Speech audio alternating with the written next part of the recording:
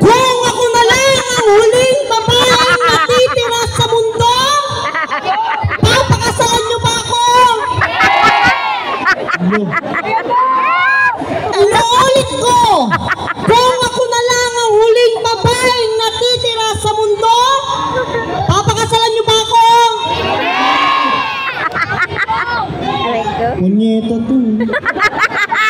Magmamakaawa na ako sa huling, wala pa nga eh. Sa huling pagkakataon, kung ako na lang ang huling babaeng natitira sa mundo, punyeta ka. Okay, English na lang, baka di nyo naintindihan. Will you marry me? Edward! Tonight, this is not a battle. Beauty, brain, or talent. It's a battle to promote the acceptance of the homosexual in this world, in this society.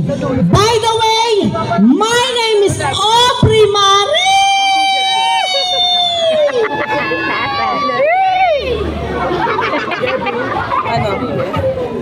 Graduated at UST. Utut, sabay tayo.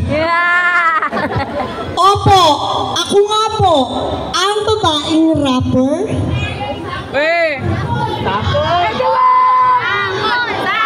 Mamaya. Minsan vlogger.